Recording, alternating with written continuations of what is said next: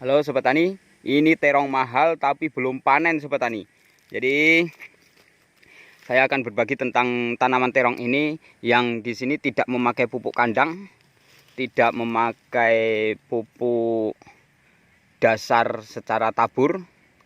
Dasarannya hanya saya gunakan di perlubangnya, itu aja hanya satu pupuk. Nah, ini akan saya bagikan Sobat Tani. Dari pupuk-pupuknya sampai ke insektisidanya. Nah, lahannya lahan bekas Sobat Tani. Nah, ini saya buktikan dulu sebelum saya berbagi tentang tanaman ini. Ini saya cepet-cepet lagi. Nah, seperti ini. Nah, kita cepet lagi. Rumputnya aja kayak gini. Tidak saya rubah sama sekali. Dulu tanaman tomat, tanaman cabai rawit. Terus ini saya tanami terong kondisi belum ada yang besar ya, jadi masih kecil-kecil seperti ini. Tapi insya Allah untuk setengah bulan lagi sudah mulai menampakkan buahnya. Sementara buahnya Sobat Tani kan tahu ini. Nah, rendel-rendel seperti ini. Nah, di YouTube saya ini saya berbagi tentang pupuk yang saya gunakan untuk dasarannya. Dalam satu genggam Sobat Tani, ini saya bagi untuk 4 lubang. Jadi 4 lubang, 1 2 3 4. Itu hanya satu genggam fosfat Sobat Tani. Dasaran setelah kita bongkar tanaman, kita cabut tanaman tomat dan cabai rawit setannya kemarin. Jadi dalam satu genggam untuk 4 lubang itu fosfat ataupun SP26. Nah, itu seperti itu. Terus setelah umur dari tanaman ini berkisar di bawah setengah bulan ataupun di bawah 15 hari, itu kita kocor Sobat Tani dengan poska subsidi. Nah, untuk pengocorannya saya lakukan di lubangnya sini Sobat Tani, di pangkal batang. Nah, itu kocoran pertama. Untuk kocoran yang keduanya itu di umur 25 hari Sobat Tani. Jadi 10 hari dari pengocoran pertama saya kocor lagi. Nah, ini saya tambahkan fosfat lagi Sobat Tani. Jadi poska subsidi dengan SP26 dengan dosisnya setiap, yaitu gribo gendong yang sering kita pakai untuk dirigen untuk ngecor itu saya kasih 1 cangkir untuk poska subsidinya dan setengah cangkir untuk SP26 nya, itu dosisnya. Jadi seperti itu dalam peraciannya. Terus saya gunakan setiap 1 gribo gendong itu digunakan untuk 4 bedeng. Nah, untuk 4 bedeng, kalau bedengan itu kita lihat dari lubangnya ya. Yang jelas itu sekitar 150 mili ataupun 200 mili dalam satu lubangnya.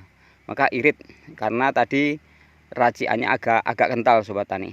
Nah, itu yang saya lakukan untuk pengecoran yang keduanya. Jadi seperti itu. Untuk yang ketiganya Sobat Tani, untuk yang ketiganya ini juga saya pupuk lagi. Sementara pupuknya Sobat Tani, ini saya kasih di lubang sini. Baru kemarin Sobat Tani ada sekitar 3 hari dan ini belum kehujanan di sini. Nah, ini. Nah, di lubangnya, karena jaraknya tanam saya ini adalah 120 Sobat Tani, dari lubang yang ini sampai ke lubang yang itu. Nah, itu jauh kan. Nah, sampai lubang sana. Ini berapa meter aja, hanya 3 batang Sobat Tani. Artinya dari sini sampai ke sini Sobat Tani, nanti dulu. Nah, yang ini bawah ini itu 120. Untuk jarak dari sininya ke sininya Ini sekitar 60-an, 60 lebih. Terus di tengah-tengahnya inilah yang saya kasih pupuk, itu masih ada sobat tani pupuknya. Nah, ini fosfat dan Posca subsidi lagi. Walaupun mau dikasih 2 sendok 3 sendok dengan jarak yaitu lebih dari 30 cm ini, maka dia tidak apa-apa sobat tani. Jangan sampai kita kasih di sini. Nah, itulah dari rawannya ataupun momok dari penyakit mat gadisnya terong itu. Kadangkala yang kita tuduh itu layu fusarium dari jamur. Padahal kalau lahan bekas kayak gini kan nggak ada jamurnya. Itu kan jamur itu kan dari macam-macam yang ada di dalam tanah yang dulunya, termasuk sistem bikin lahan terlalu mendadak, terus pupuk kandang terlalu belum terfermentasi. Nah, ini biasanya. Tapi lahan bekas pun bisa mati karena apa? Aplikasi pupuk yang kita letakkan di sini, lebih-lebih pupuknya itu banyak kandungan nitrogen sobat tani. Jadi kalau Posca subsidi itu kan jelas nitrogennya 15, terus kandungan fosfatnya hanya 10, kaliumnya 12. Makanya dalam penyuntian di sini sobat tani, ini pupuk ini kemarin karena ini fasenya sudah fase generatif, yaitu untuk pembesaran buah dan segala macamnya dari sebuah budidaya, termasuk dalam hal ini adalah terong, itu saya kasihkan Posca subsidi, fosfat ataupun SP26.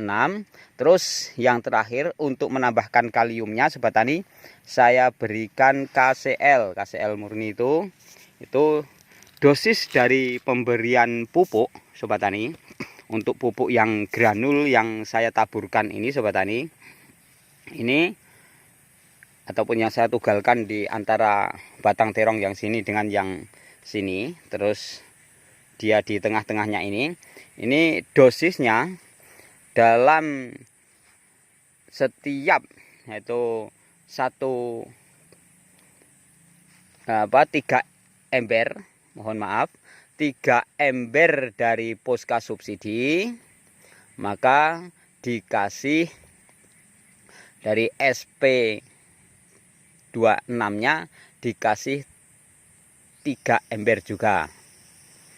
Tapi dari KCL-nya itu dikurangkan sobat tani, dikurangkan sedikit. Nah, dari 3 ember itu, jadi bukan satu perbandingannya, tapi itu ibaratnya 2-2-1. Nah, enaknya kayak gitu aja. Jadi 2 takar untuk Posca-nya, 2 takar untuk fosfatnya, terus 1 untuk KCL-nya. Nah, akhirnya seperti ini. Dan sementara untuk yang pupuk ini jelas belum termakan sobat tani. Yang di sini belum termakan karena ini baru 3 hari, setelah 3 hari pun belum kehujanan, dan mudah-mudahan hari ini hujan. Ini mendungnya sudah pendek, ada angin-angin dingin, mudah-mudahan hujan. Kalau tidak hujan, ini saya kasih air di sini dengan kita semprotkan pakai tank elektrik sobat tani. Agar apa? Setelah 3 malam dia di sini itu sudah lembab sebenarnya dari Posca, SP dan KCL tadi. Nah, kita semprotkan pakai tank elektrik di sini, kita basahi aja, maka dia akan larut. Seandainya dalam waktu 2-3 hari lagi tidak hujan. Karena sehebat apapun pupuk itu kalau tidak ada perantaraan air untuk melarutkannya juga kurang bereaksi bagus sobat tani. Jadi sementara hampir semua mulai berbunga-bunga seperti ini sobat tani, pentil-pentil seperti ini terongnya. Nah, untuk perawatan insektisidanya sobat tani, saya selalu memakai bahan aktif emamectin benzoat campur dengan metomil. Untuk sementara itu saja dulu. Nanti saya bagikan lebih detail untuk pestisidanya. Sukses petani Indonesia. Wassalam.